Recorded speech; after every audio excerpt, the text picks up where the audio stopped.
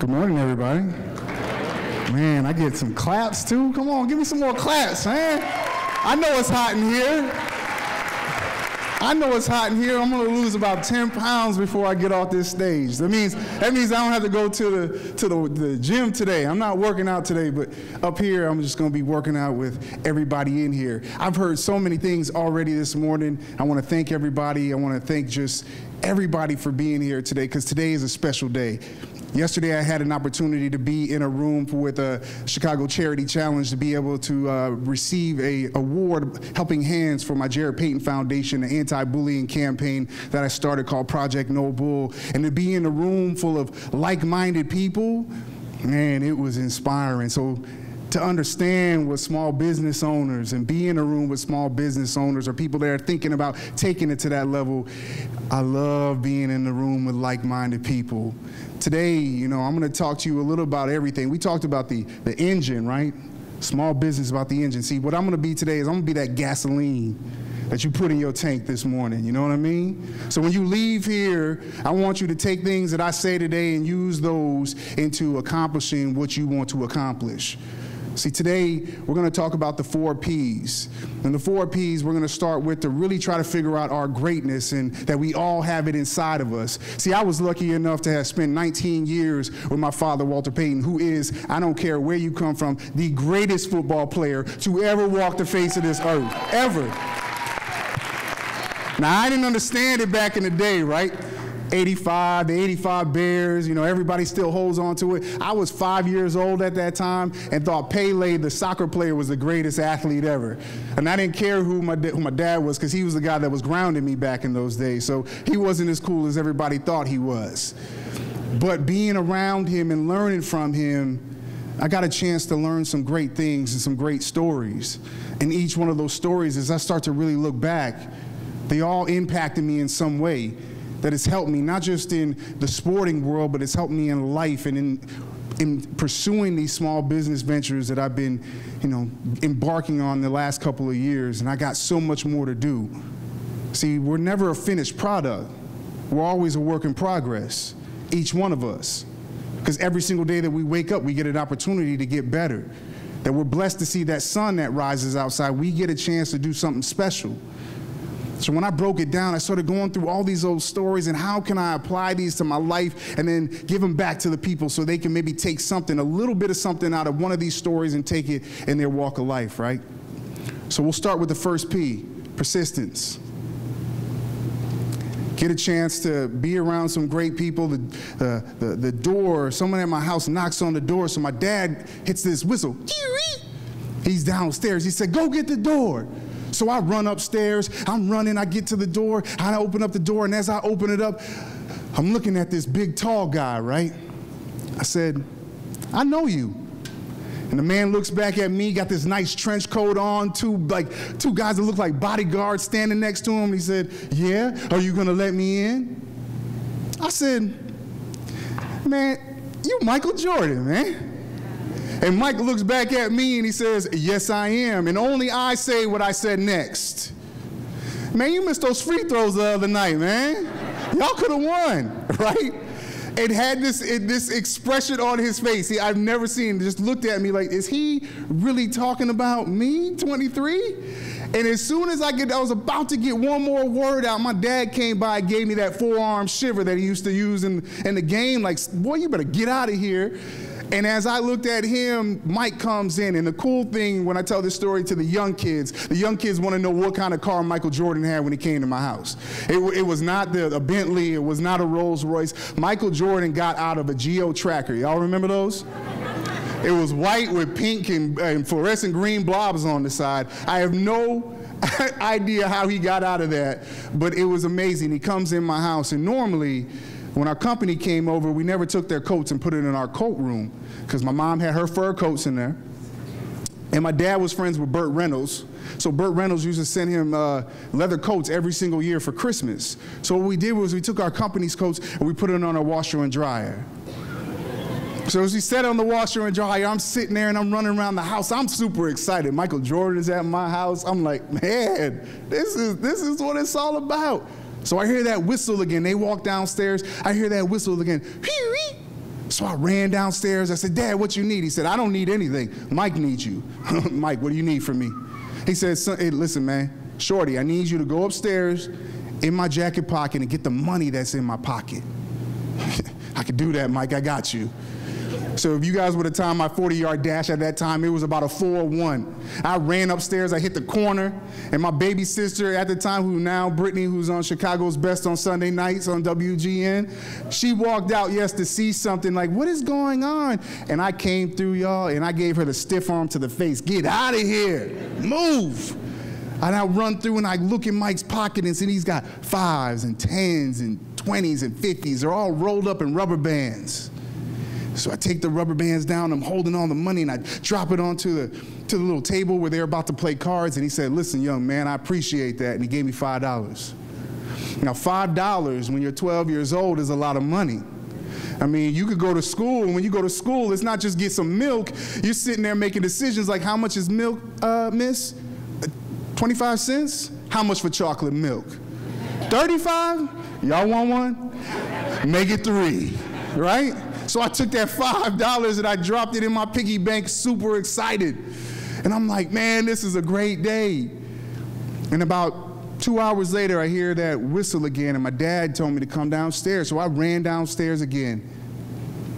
And as I'm sitting there, my dad's behind the bar where he was the dealer, so he was counting the cards, but he was also counting a bunch of money in his hand at this time. And I'm going, what's going on? But I looked over at Mike, and he had his head in his hand like this. And I said, what's going on here? I'm looking back at both of them. My dad's counting money. He's got that sweetness smile, like, and he looked at me and he said, hey, Mike, MJ. And MJ picked up his head and he picked out a $100 bill. And as he looked at the $100 bill, he's looking at Mike and he's laughing, and he goes to hand me the $100 bill. I said, Dad, what is this for? He said, son, I just stole all of Mike's money. Tell Mike thank you. I said, thanks, Mike. Ran upstairs and ended the night with $105 in my pocket, right? So after that moment, I'm upstairs hanging out, didn't go back downstairs, but ended up going to bed. But all through that night, I could hear my dad and Mike battling back and forth. They played everything from pick-up sticks to Miss Pac-Man to pool.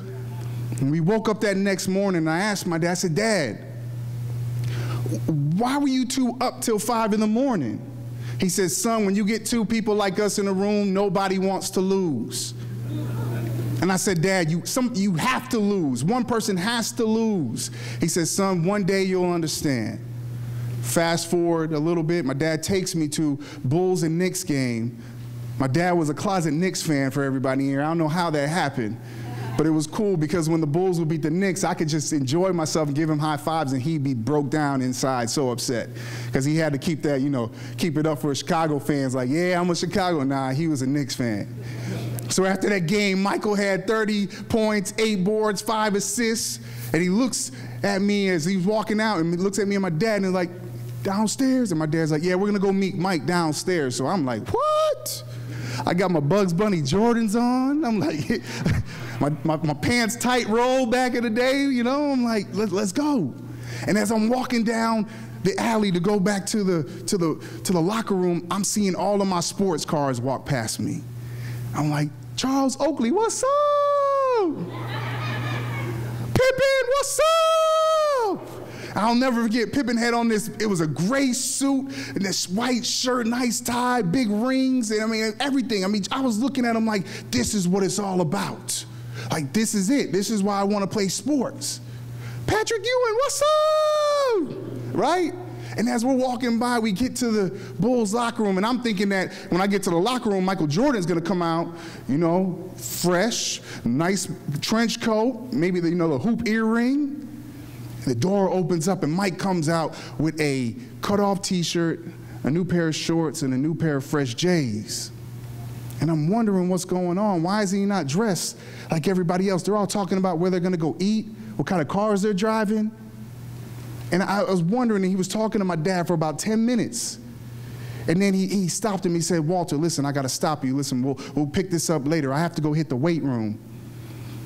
And it was at that moment where it hit me what my dad was talking about. That weight room symbolized something that stuck with me. That Michael Jordan wasn't just going to accept the 30 points, 8 boards, and 5 assists. He wasn't there just to have a good game. He wasn't just there to go home and watch himself on TV like I would have, just see my good game. He was more about winning championships. His vision was bigger than just a game. It was about going the entire year and to win that championship, to have that crown and be crowned the best. See, the people that have the great ones, they're not satisfied with just games. They're satisfied for being the best at the end of the season. So I started to dive into it. We started looking at a weight room. What is a weight room? Anytime you walk into a weight room, you can't just walk into a weight room and say, oh yeah, I got bigger and stronger today, let me go home. No, you physically have to put in that work to be able to get better. You can't look at weights and go, yeah, I got stronger. You physically have to push weights off of you to get stronger. So I'm going to tell you on a daily basis when you wake up, and as small business owners, we know this. It is hard. It is hard. Sometimes we feel like we have the weight of the world on our shoulders. In some ways, I need to challenge you to figure out how to take some of that and turn that into success and turn that into getting where do you want to go and starting a business if you haven't already started one. I need you to be able to do that. But also understand this, in a weight room, see, I know we're guilty of this because I'm guilty of this. As a person that has, started the coffee every single day, I'm grinding, trying to make sure that I'm doing whatever I can, but I had to understand, to step back, that I can't do it all by myself. So I don't know if you want to look at this spiritually. I don't know if you want to look at this in the sense of just being being a business owner, but I'll give it to you both ways. When you walk into a weight room and you're lifting weights, the easiest thing to do is to sit there and do it by yourself. But the correct way to do it is to have somebody there to be able to spot you. Because when that weight gets too hard, sometimes you feel like you can't lift it off anymore. You don't want that bar to fall on you. But if you have someone behind you spotting you to help you pick that up, so if that's family members, if that's, your coworkers, if that's people that are working for you, you need to be able to rely on them to be able to help you in that time of need. Don't feel like you have to do it all by yourself. And if you want to look at it spiritually, I'm going to tell you honestly, listen, that's where my spirituality comes in, because I know I can't do it all myself. I know I can't do it all myself, so I know what I have to do. I have to look back into my faith and understand that, listen, when I feel like I can do it all and I think I can do it all, son, you can't do it all. You better have something to fall back on. I want to tell you guys, every single day that you wake up, figure out everybody's weight room's different. We don't all go to the same place. I go to Lifetime Fitness. You might go to Planet Fitness. Figure out what your weight room is on a daily basis, but I need you to understand that you can't always do it all by yourself. And when that weight on the world, it feels like it's on your shoulders, you have to figure out a way to be able to take that and turn that something to positive and know that you can lean on somebody else when you need to. Going back to the 90s were a crazy year in my life. I had Michael Jordan come over to my house, man. This is a cool time, Oh, before I get to that, I want to go back because there is something before. We talk about the next P, which is passion. And passion is probably the biggest thing when it comes to when I talk about the 4 Ps. It's the one that hits me the hardest. But every single morning that I walk out of my house and get into my car to reverse, to go back out onto the street, I physically have to be able to put the car into reverse. Nobody has ever done that for me. I don't know about where you guys park your cars, but you'll get what I'm saying. No one's ever taken their hand and put it in reverse for me and say, okay, now you can back out. I have to physically do that myself. And then I have to look back behind me because I live in a neighborhood with a lot of kids and make sure there's nothing behind me because I don't want to hit anything. And then once I get to the street, I have to physically put that gear shifter into drive, and I have to drive forward. And I started to think about it, and I started saying, this is the gear shift theory. Because when I start thinking about passion, the one thing is that physically nobody can do everything for you. You have to be able to ask help, but it has to be you that wants to start it. It's you that has to turn on that car. It's you that has to get up in the morning to get out of the house. And when I look at it, I was like, man, and looking back, people say, oh, you don't look back. Well, sometimes you have to look back. You got to look back and see what's behind you and where you came from. You have to look back. You don't want to hit anything, but once you get to that street and you put it in drive and go forward, not only do I want you to go forward, I want you to be able to use your heart as that GPS to get you to where you want to go on a daily basis. Keep your heart something that gets you to where you want to go, because this next story is the reason why I speak and the reason why I do what I do, because my dad came to my room and I'm in my room jamming out to, don't judge me on my musical preference either. I was jamming out to Pearl Jam in my room, right? And I was headbanging, as you can see, I got no hair. But I'm in there going on, right, just jamming out, air guitaring. And you know that time with that moment where you feel like you sound good? I mean, probably people can sing here. I can't sing. And you think you sound good, and you close your eyes and you just, yeah, you know what I mean? And that person comes out and is staring at you, and you got your eyes closed like, yeah, oh my goodness, why? You startled me. Well, that was that moment. I'm in my room, Dad knocks a couple of times, I can't hear him, but that third time, since it was, my room but his house, he picked the lock. And he's standing in the doorway with this red trench coat on, and he's looking at me, and I did that awkward turn where I was doing the head banging and turn, and as I got to the looking towards the doorway, he's looking at me. He said, son, what are you doing? I said, Dad, it's Pearl Jam. He said, who?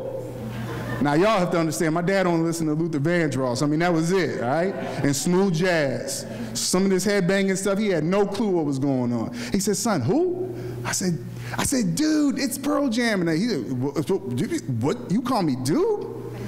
I said, oh man, let me rewind back real quick. And I told him, yeah. He said, son, don't worry about it. Get your coat, let's go. So I get my coat. We start driving. We get in the car, the Jeep Cherokee Silver. We start driving, and I'm having a great time. I'm enjoying myself. I'm like, yeah, where are we going?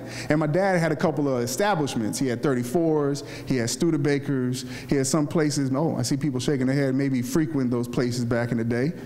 And normally we would go there towards Schaumburg, and that's where we would go to get something. But my dad ends up pulling into Toys R Us. And we get to Toys R Us, and I'm looking at all these cars outside with the brake lights and exhaust, and I'm like, what's going on here? I'm not getting this because it's 5 days before Christmas. Why are people outside? They should be shopping for their gifts. And he says, son, get out the car, let's go. So I'm walking in, the door opens up, and as it opens up, I see these 4 people standing there from Toys R Us with smiles on their faces, with carts in their hands, and they're looking at me, and I said, Dad, what are we doing here? He said, son, listen, I'm going to tell you something. I shut down Toys R Us for an hour. I said, huh? You know what kind of juice you have to shut down Toys R Us for an hour, 5 days before Christmas? I said, okay. He said, son, listen, my credit card is on file. Listen, go with these people and get whatever you want in this place. I said, what? Hashtag shopping spree.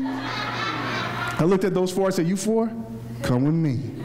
We hit every aisle you can imagine. I went down and got basketballs. I got baseball bats. I didn't even play baseball. I got myself a tennis racket. I didn't even play tennis. And I got myself a tennis racket. I looked at the lady and said, how do I look? She said, you look great. I said, I probably need some wristbands and a headband, huh? She said, yeah, those are in aisle 2. I said, let's go.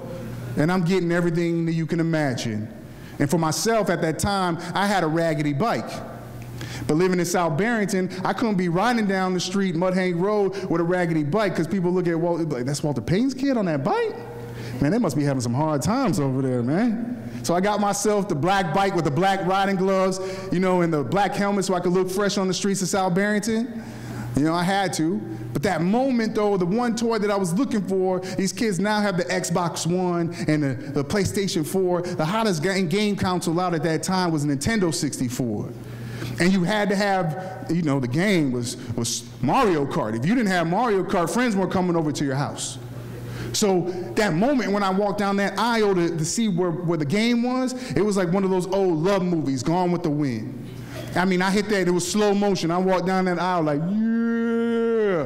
And that 64 had a blue aura around it was saying, buy me, buy me. I remember getting there and then picking it up and putting it into the basket, just excited. At that moment that I was getting all my toys, my dad bought a bunch of footballs. He bought a bunch of footballs and went outside because there were some angry people that were outside waiting for an hour. And my dad told me this story, the little intro story, I had to give it to you. This lady was sitting there in her car yelling at her husband, Frank. Frank, you better go in there and figure out what's going on. And she's yelling at him. My dad walked up, knocked on the door. I'm going to tell you. Frank, look who it is. It's Walter Payton. Oh, my goodness. Now, you see what I did, right? You see what I did with the window, right? Oh, my goodness, Walter, how are you doing? Frank, it's Walter. Oh, where's your camera? You never had your camera on you. She went off on him, right? Dad gave all these footballs. It was super cool. And I'm in there hanging out after he gave them all out. And I'm walking down, and he comes over to the loudspeaker. He says, son, don't forget to get something for your sister. So I went to every Barbie aisle. I got my sister every Barbie and Ken accessory known to man back in that time. And so at that time, I'm getting everything. We go to check out, and it's that moment that we all love, no matter what store we go to. That one store where you beep, you know what I'm talking about, right? You watching it just on the beep, and I'm watching all my gifts just go into bags. And I'm excited. I can't wait to get home. My birthday's the day after Christmas. I'm December 26th, so I'm gonna at least get to open up something tonight. But that moment where I think everything's going, we're throwing stuff into the Jeep Cherokee, and then my dad took a right out of Toys R Us, and normally we would take a left to go home. And we started driving by Woodfield Mall underneath 53, and I'm thinking the only thing left we could do was probably go eat. And I knew where I thought we were going, Portillo's. Yeah, give me some of that chocolate cake. And as we pull up by Portillo's, I'm like, yeah, Pops, where are you going? I'm hungry. Getting all those toys made me hungry. And he kept driving. And he got down to this apartment complex. And he looked at me, he said, son, get out. And I said, Dad, what do you mean, get out? For what? He said, son, get out and open up the trunk. I said, Pops, all my toys are in there. Brittany's toys are in there. They're gonna fall out. And those who have seen that picture of my dad sitting on the sidelines with a Jerry curl, the Ruse headband, and that stern face, he gave me that. I said, well, you know what? You don't look happy, so I'm gonna get out. And all those toys that I thought were going back to my house, my dad found out that a couple of families in this apartment complex weren't able to have Christmas. So it was at that moment when I figured out what my passion was. I've never had that feeling before. I never got the tingly feeling like I got to see the joy on this family's face because of them being able to have Christmas. To do something for somebody that might not ever be able to do something for me changed my life. So everything that I do now is judged on that feeling. Because when you're passionate about something, when you love something, you'll never want to see it end. It's what we do on a daily basis, isn't it? As people, we get up every single morning doing what we do because we love what we do. And when you love what you do, it's really not a job because it's what you love and it's your passion. And so I base everything off of that. That first time when I got down on my knee to ask my wife to marry me, baby, will you marry me? I got that tingly feeling. I said, this is right. 3.5 years ago when I held my little peanut head son in my hands, I looked at him, I said, this is my son. I got that tingly. I said, this is him. Junior, I love you. And me and my wife are expecting our baby girl in 7 weeks, so I'm super excited about that. I've done some cool things, but being a dad is the coolest. It is the coolest thing. But I get that tingly feeling about everything, and I know you know when it's something special. When it's something special to you, you'll do whatever it takes to make it happen. For all of us, I'm even speaking to myself because I have to listen to myself speak sometimes to understand what we have. Man, that greatness inside of us, and when you have a passion for something, man, they always say, man, you'll never do something, you'll never be great at something until you have a passion for what you do. Well, when you're passionate about something, I know we all are in this room, make sure that you get that tingly feeling. And when you do, and if you do have that feeling, man, you got to do whatever it takes to see anything through, even when we have those hard days. I started to think about how, things change in, practice. They always say practice makes perfect. Well, the next P is practice. Well, I don't know if practice makes perfect. I'll tell you this, practice, get you prepared. That's what we do. We practice for the game. And when you get in the game in the sporting world, you can practice for the game all you want. The game's not going to be perfect. Things are going to change. Things always change. And we have to be ready. That's what practice does. It gives us the opportunity to have those certain situations so we can go through everything, exhaust ourselves through whatever can happen so coach knows that when we get in this, listen, this is what we're going to do now. We did this in practice now. It's going to get you prepared. sitting in my house back in the day when we lived in Arlington Heights. That's when my dad was in the height of his career. And his greatness had nothing to do, he was physically gifted, but he was 5'10" at the most, 200 pounds, coming from Jackson State. He wasn't supposed to, from the SWAC, he wasn't supposed to do what he did. Nobody ever gave him credit for what, listen, he should have won, maybe he could have won the Heisman, but he went to a small black college in the South.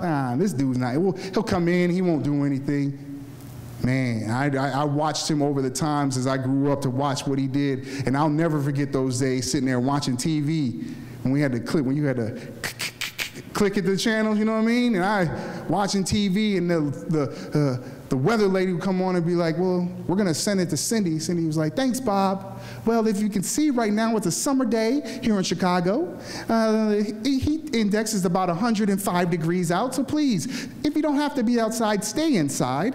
Maybe have a glass of orange juice or maybe even some lemonade or sit by a pool. And my dad would be back cooking breakfast and he'd be like, all right, Connie, I'll see you later. It's time to go to work. And I said, Daddy, did you not hear what she said? She said, it's so hot outside, you can melt by the time you get outside. And at like 5 years old, his nickname Sweetness, I thought he was like he was made out of candy, for real. I said, Pops, you can't go outside. And my dad would go to this hill. And y'all know about the hill. He would go to this hill and run up this hill when people told him not to, when the news was saying you should stay inside, my dad was going out working. So when everybody was telling him he couldn't do something, he made sure he would go out and work.